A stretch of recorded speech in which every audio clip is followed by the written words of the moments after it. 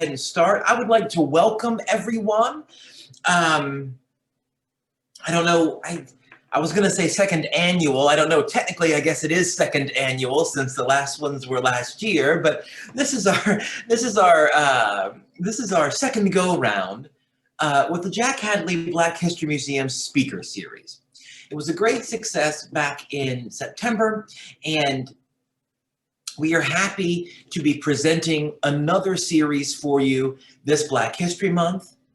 Tonight, we will kick it off and we will have talks every Monday for the next 4 weeks. And we hope that you can join us for all of them. I'm sure at some point before the evening is over, we will put up the general flyer to give you an idea of the various talks that are upcoming. But tonight, of course, we are going to start with the man himself, the founder of the Jack Hadley Black History Museum. Jack Hadley is, of course, not only the founder, but the curator of the museum. He is the reason we are all here tonight and have been here for this speaker series in 2020 and 2021. He is an Air Force veteran who served all over the world before returning to his hometown, where he has personally preserved almost 5,000 pieces of African-American artifacts, with an emphasis on Thomasville's first Black achievers, as well as state and national achievers. He then created Southwest Georgia's premier Black History Museum to commemorate their lives and accomplishments. Tonight, his topic is the story of that important space, the story and the history of the Jack Hadley Black History Museum. Mr. Hadley. Okay, let me just pull up. Good afternoon, everyone. Thank you, Dr. Aiello, for the introduction there. And we're gonna get started. Just bear with me.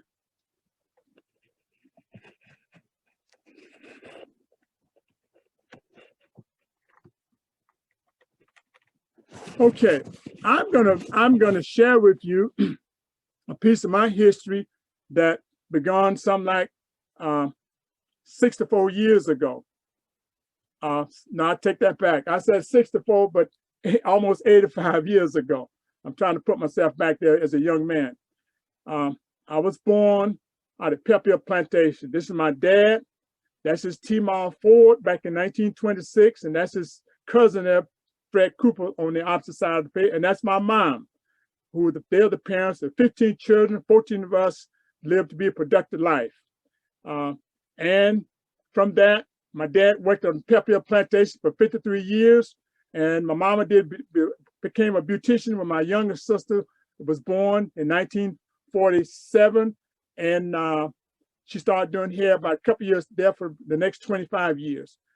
Also, again, before we leave this particular picture here, I want to show you just what a Black family looked like back in my day, and that's my dad. Those are my siblings there. You see the little guy there with the little shirt on there, standing with his head sideways.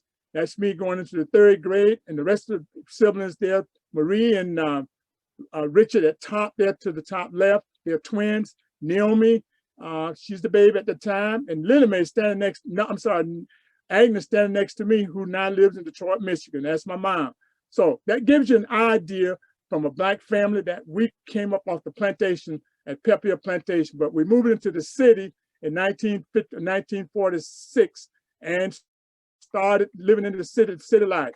The school that I attend was the elementary school here out on the plantation. Mrs. Pansy Allen, who came down south in 1891 and bought Imperial Plantation and made it a 100 plantation out of it. But she built 2 schools on the plantation. She also built homes for the Blacks to live in. And so we all went to that school up to about the 7th grade. And after the 7th grade, we went to the city school, Douglas High School, to graduate. And for Melrose Plantation, Imperial Plantation, Sicola Plantation, and that little neck of woods there was no excuses for any of the Black kids to not go all the way to high school to graduate. And there was none, because we always had transportation to take us to school.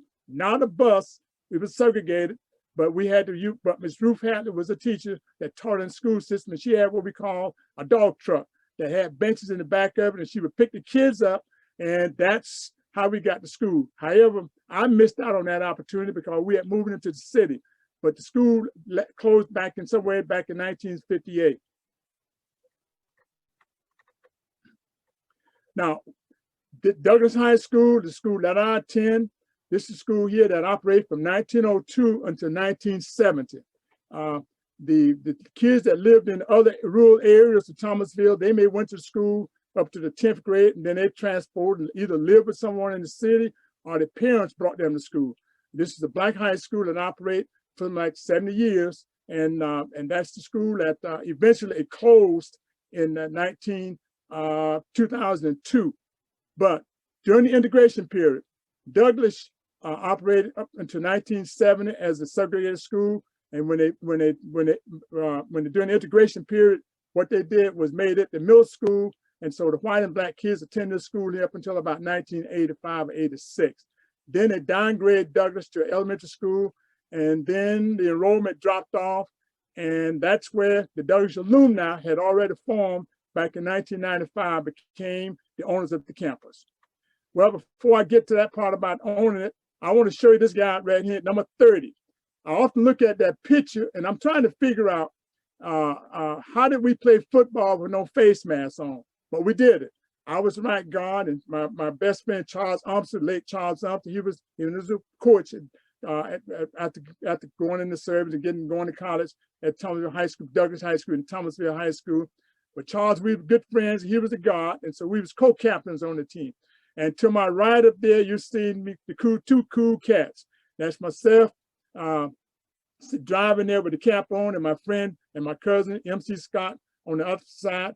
And then we have our Rose Queen, our Douglas High School Queen, Lily Barnes, my classmate sitting in the center, and Yvonne Master, the runner-up, and Miss Combs on the left was a runner-up as the queen.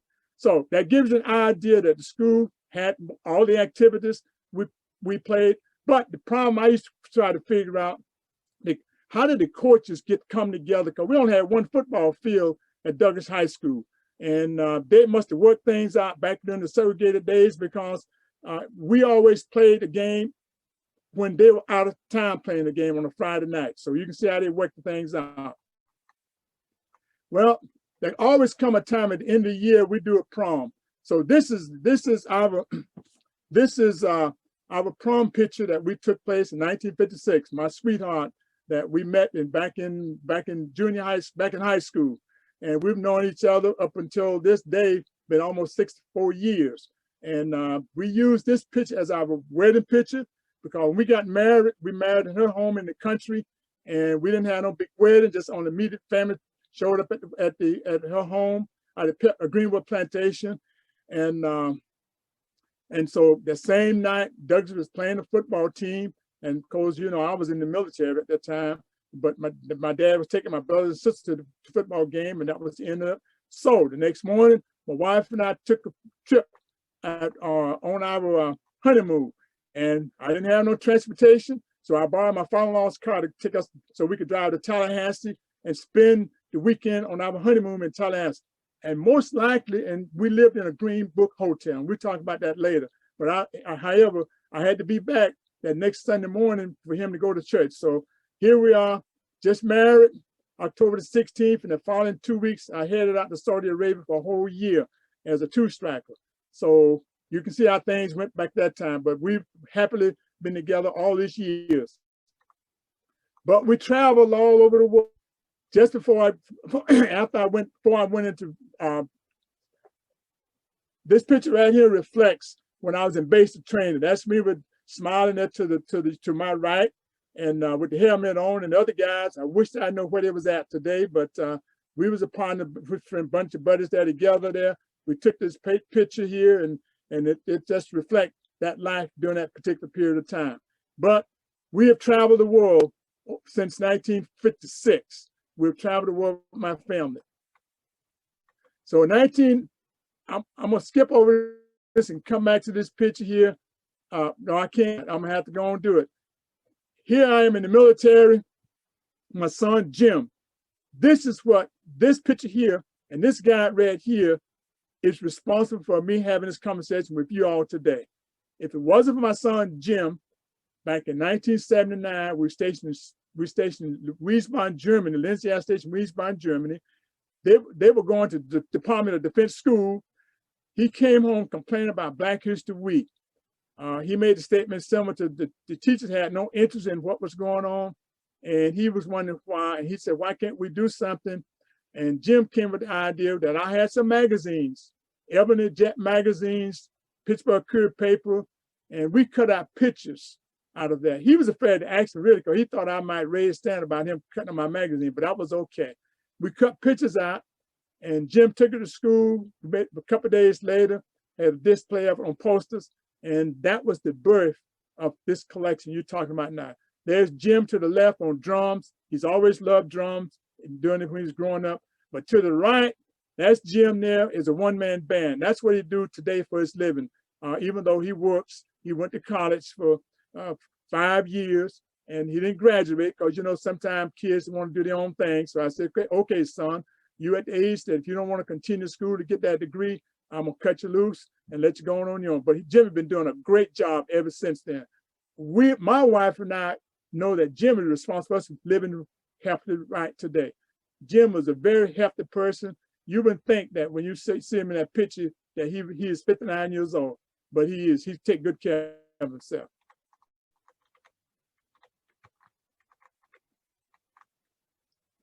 Well, the picture that to the left is the picture that we cut out and made exhibit posters out of. We did the posters there that he took to school, and we show those today when I have guests coming to the museum. The picture with that say America there, I'm standing there with my looking at two of my staff people or two of my friends that helped me pull together this collection back in 1979 over in Lindsay Station, Wiesbaden, Germany. And that's Howard, Sergeant Howard. He still lives in Orlando, Florida. And then, of course, we got the young lady there that's standing with them. The only thing he could tell me that they find her remains, and so we know that something must have happened, either in a fire or either an accident, but we don't know the whole story. But anyway, but we talked to each other, hadn't seen each other in 30 years when we met up. And the college kid from Albany State helped me find her. Here again, we thought it was the hardest thing at Lindsay Air Force Base in Germany. This is our first exhibit and some of the same pictures you see here, we showed those pictures. We have some of those pictures in the museum today, but we was tough. We was really tough. You know, I was Chief Master Sergeant, just like the guy that got the straps on, but we was all good friends and doing our thing, helping the kids out on the base, learning more about Black history. Again, more pictures, how we set up in Wiesbaden, Germany. But let me tell you something about this. When I asked my commander if we could do an exhibit on the base, and the colonel said, Jack, you guys put it together, do what you want to do, contact the young people. And it was amazing. It was amazing just what came out of those kids' room when I made an announcement that we were doing a collection. You know, well, I was in a first combat communication squadron, and what we would do is I was a logistics supply, but we would travel in foreign countries in Africa and Egypt and places and set up set up communication gear. But at the meantime, the young people had privileges of going on time, buying artifacts, stuff like that. So that's what we end up getting. You might see some swords there on the wall over there. Those are still hanging in the museum today. And they was donated by, you know, the kids brought them back from, I think Egypt or Africa, one of them, and gave them to me to use in the exhibit. And so when he left, he said, you can have them, Mr. Hadley, for future use. And here we are using those same artifacts that we used back in 1979. Well, sometimes good things have always come to an end. You know, those 28 years I spent in the Air Force was some great years for my family. I don't regret not one day serving, one day in the Air Force. I love the places I went to. The only thing I really regret that I couldn't take my wife and my kids all the assignments I went to. We spent 3 years in Germany. We spent 3 years in Spain. I spent a year in Saudi Arabia. They couldn't go there. Because really women couldn't go there, you know, I mean, there was no women's at all, just only men's. Then I spent a year in Vietnam. and I had a good assignment at Saigon, Vietnam. I was it's an advisor group, and we was the advised the Vietnamese how to in the South how to take over, but unfortunate things turned another way. Then I went to Taiwan, Taipei, and I spent 12 months tour over there. But all the rest of my time in the military, we traveled California twice, we traveled Florida twice. We went to we went to Massachusetts, Westover Air Force Base, and then we went to South Carolina, Myrtle Beach, South Carolina, and we finally retired and moved on back home.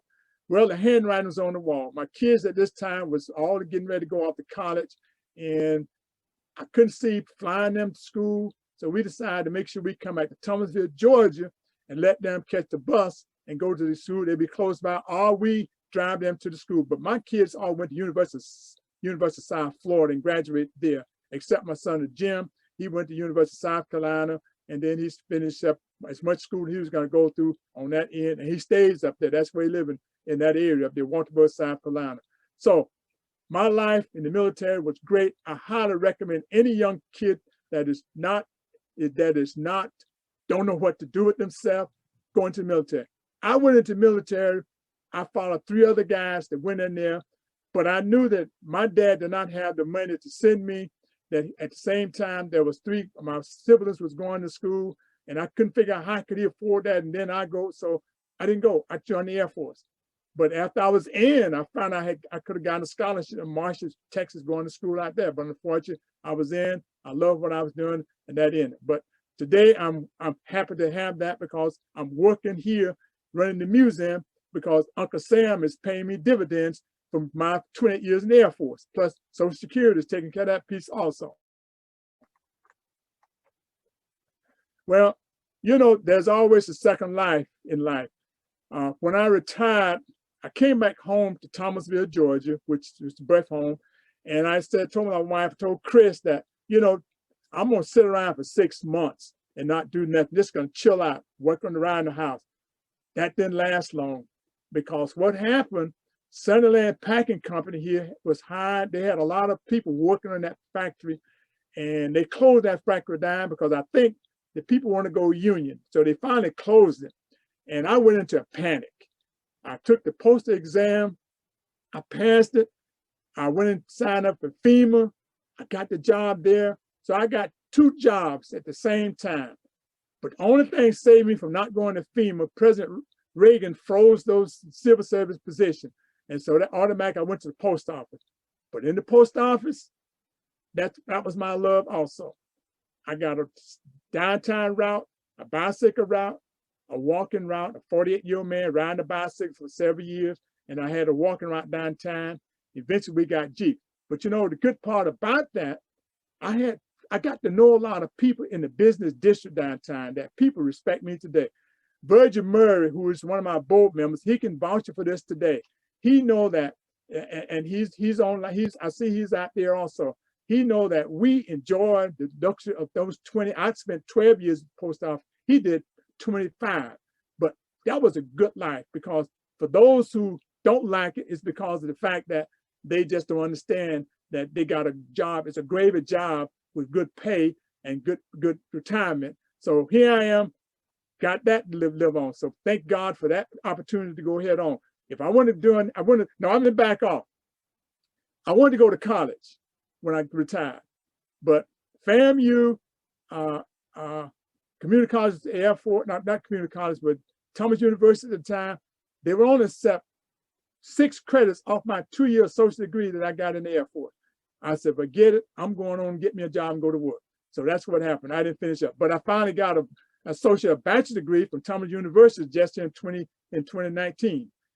Dr. Shepard honored me with that bachelor's degree. So I still got my degree without having to work for it.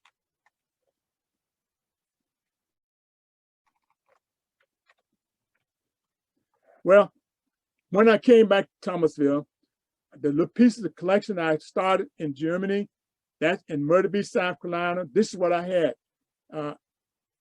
My church is Providence Missionary Baptist Church. Reverend Dr. Emerson Virgil is my pastor today. But at the time, that was Reverend Sheffield was the pastor. Deacon Tommy Gable, who's deceased now, came. He loved the Black history, church history. I love the Black history. He said, Jack, why don't you take your collection you got, let's do the exhibit in the basement of the church. So for about a couple of years, that's what we did. This is the first introduction of my Black history to the public in Thomasville, Georgia, back in I would say in the mid 80s.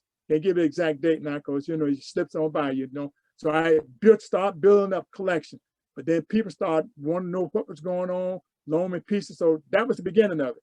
Well, that lasted.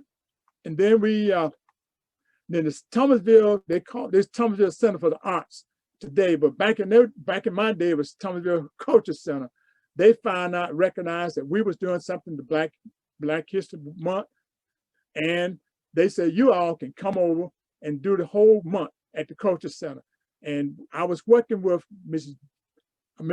Gloria Jones. She was head of the Harris Foundation Corporation. And so we would celebrate the whole month of Black History Month over at the Culture Center. And I would do my exhibit. It would take me 3 days to set it up. And I would just paste them on the wall with clippers and everything. I learned how to do it. I learned a whole lot from the young gentleman over at the Culture Center we set up. So I did that for about 5 years. And then things changed. And then I had to give it up and do something different with the collection. This is my board here. This is my board when we first got started. My three of my children, Kathy, Eugene, not Kathy, that's her husband, Eugene, Jimmy, and Jackie, they was away and they could not be on the board when we took this picture. But to my left there is Willie Johnson. He's deceased now, but he was pioneer.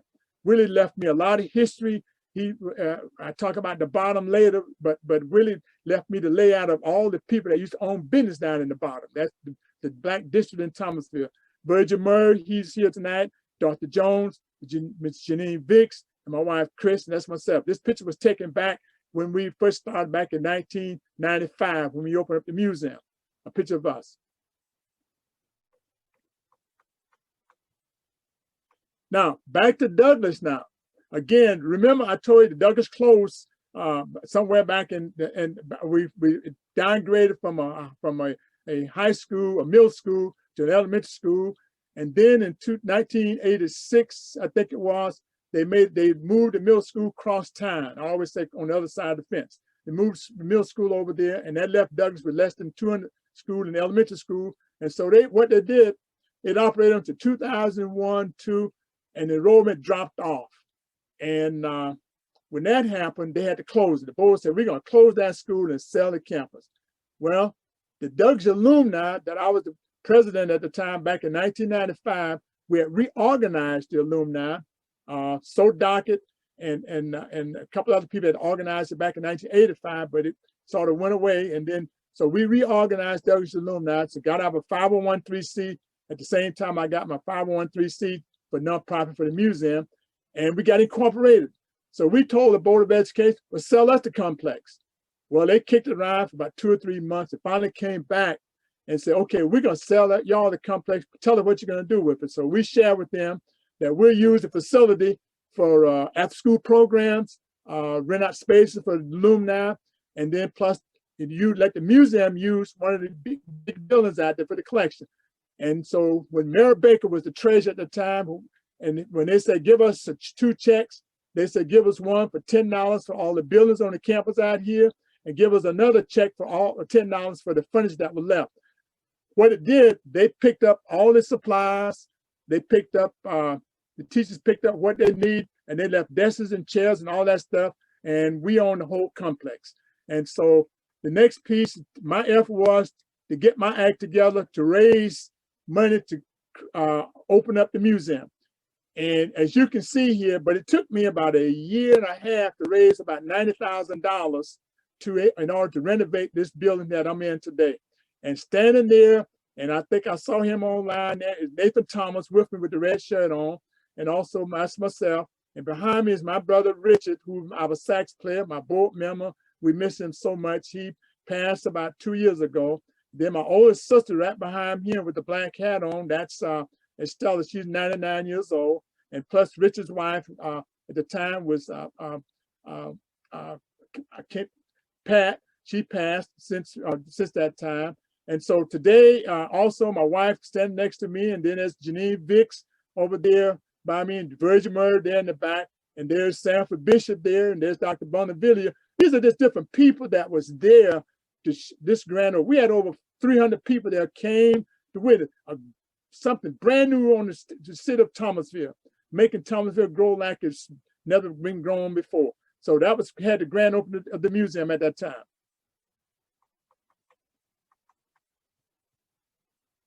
Well, if you've never been there, this is just a sample of what we have in the museum here.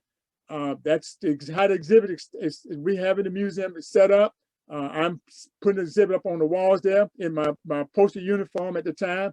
And there's we have there the first, that blue uniform there is the first Navy Blue Angel flying team. That's his uniform. He donated to the museum. Mr. Donnie Crockham lives from Pelham, Georgia. And then that Buffalo Soldier uniform there, that belongs to Nathan Thomas. Thomas is retired from the Army. Also, he's a Buffalo Soldier, I don't think he was with the motorcycle club. I think he was with the horse cavalry, but he'll share that with us next Monday night. And then, of course, that other thing, Nathan Thomas doing that bronze bust. If you see there's a bronze bust at the bottom, that's what Nathan Thomas donated to the museum. That is part of 50 of they made. That's number 23 that we have here in the museum that he donated. Very, very honorable thing he did for the museum. And I got tons of stuff, Mr. Nathan Thomas, Colonel Thomas, that donated to the museum. But anyway, this is what we do. This is what the museum is all about. It's collecting. People entrust with us their assets, and we share it to the public.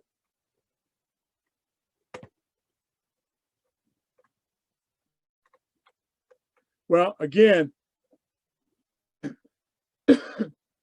I give credit to these group of kids to, oh man, y'all have to forgive me. I don't know why this thing is acting up on me like this. I'm gonna close it out in a few minutes. I give credit to Mr. Jamarcus Underwood. Mr. Underwood was my museum educator we hired almost 4 years ago from a grant we received, and he created a program that hooked us up with students, the kids. I'm sorry about this popping up here. I don't know. It just always lets you know we're being protected. Let's see, what can I do that Daniel to get this on? Okay, hold on. Okay, here we go. Mr. Underwood put together a museum educator piece for us to collaborate with the school system, community groups out there, and this is the result of that program. Now he's moved on to another job down in Tallahassee, working with the state of transportation in Tallahassee, Florida. But he trained a jewel for me, Mr. Daniel Pittman, who actually put together this program for me. It's not my done, Eugene and Kathy and Jackie. It's Daniel's. He put all this together. So anyway, thank you, Daniels, again. But this is what those guys do. So we go out and reach out to kids. But because of the COVID-19, we're not having crowds like this anymore. We got to wait till things peg off and move forward. And that young kid there with the Buffalo Soldier, his name is known, and he's trained him as a Buffalo Soldier. He was a little boy. He was a good tour guide. So now I think he's a junior in high school, might be a senior this year.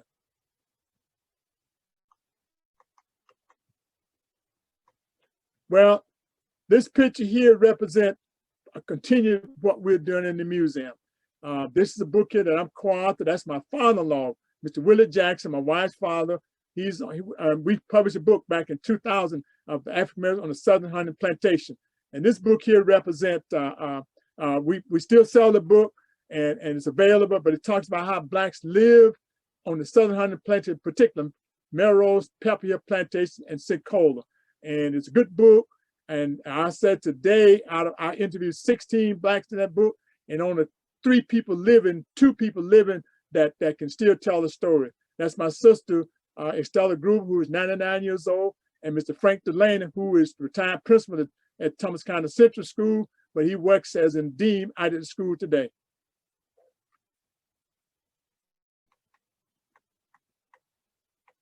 Now, one thing about the museum is that we continue to grow.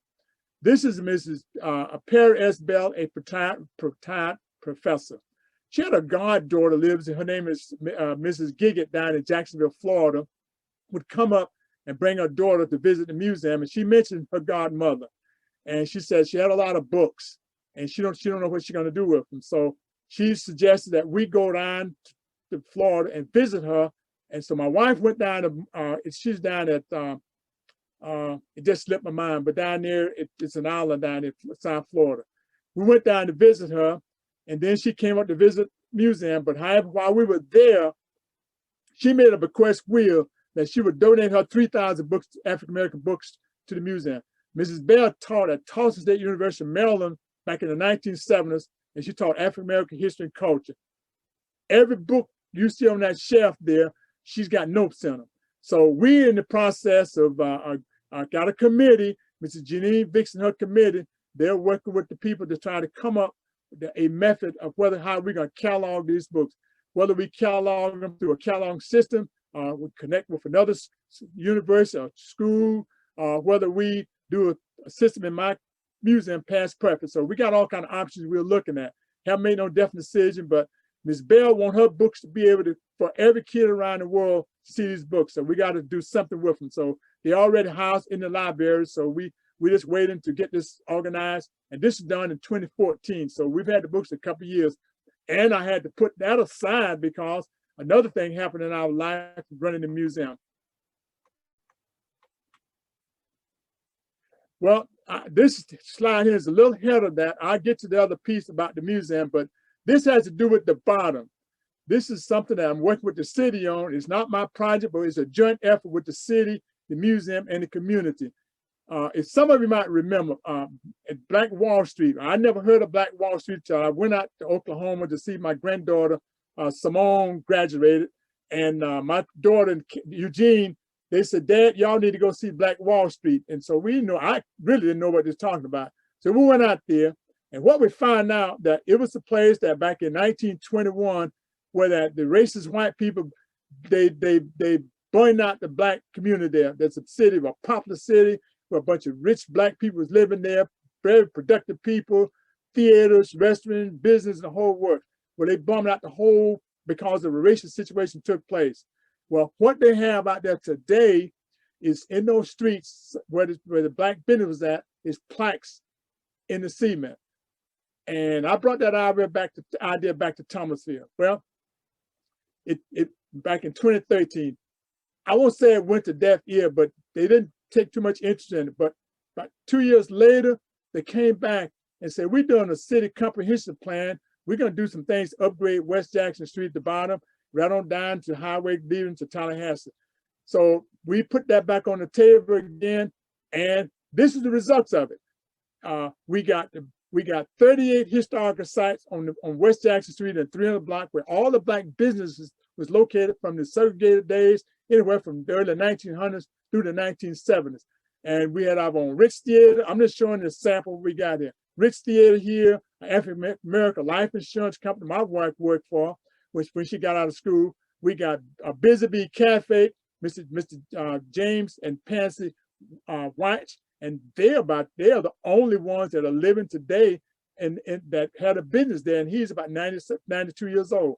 Then we got, and I take that back, we got Thomasville News, Daniel Emmett, who lives in Atlanta, Georgia, ran the paper there. So these are some of the prominent business that was there. It's about 38 ones that we picked from. And where you see the signs of Black Wall Street, that's where a bronze plaque of one of our pioneers of Thomasville Black people going to be put on that wall. And it's going to tell the story. So when people walking down there on West Jackson Street, they'd be able to, to look and see exactly what Thomasville and how it's preserving its African-American history, which is a blessing to the community.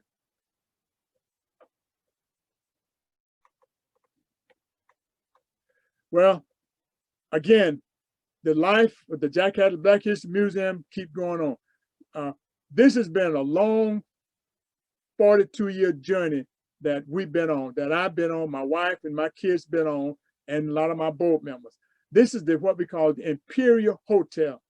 You see the green book there, but Imperial Hotel was built in 1949 and operated until 1969. And 69 it closed, because some people don't know what happened in 1969, but I'm gonna make it short to you. That's when the token integration took place. That's when integration took place in Thomasville in 1970. That's when everything became integrated. So quite naturally, you know, we as blacks, we enjoyed the Imperial Hotel when we couldn't go uptown to the White Hotel. So when that happened, blacks left the business. That's why our black bottom district dried up, because integration took place. Everybody popped up time, went out to the shopping center, different places where the hotels, where the stores are at. And that, as a result, the little black man, he could not survive. So they ended up closing the business up. So the Imperial Hotel was closed in 1969, and then it was bought by a young man named Mr. Curtis Thomas. And I'm not sure what he did with the hotel. I didn't question him on it, but I know he had an office in there when I got to know him again later in years. So, but then he passed on, and the family sold the business to an investor. Well, the subject always come around, said, Jack, what y'all gonna do about that hotel? As if Jack has got the answer to the problem. What y'all gonna do about the hotel? I said, I don't know, because I mean, I can't afford to open that hotel up, on that building. I own a museum, and that's big, as much as I can handle. Well, then Don Sims, one of my board members, he moved on, and he said, Jack, I just left a meeting, and the investor that owned that hotel wants to sell it. And we told him at the board meeting, said, if you want to sell it, want to give it to us, we'll take it. And, you know, he went back and told him that, but somehow the word got through Landmarks, it got through the William Stanley Foundation, and they gifted us the money to purchase that hotel within a week's time. So the museum owned that hotel. Yeah, we got it. Now what we're going to do with it? Well, what we're going to do, we're going to renovate it. We already started. Another Williams family gave us funds to be able to put the top on it, and we got that stabilized. So right now we got a business plan. The Georgia Center for Nonprofit out of Atlanta, they've completed the business plan. We're going to have a final meeting this coming Thursday night to make our final decision on it, so we can turn the business plan over to the architect engineer, Everett Olson, who volunteered their service free to do the architect drawing for us. And we're going to kick off a major campaign to raise money to restore that hotel. The plan is to restore it. I'm going to come back to this, to take it back to Hector days like this.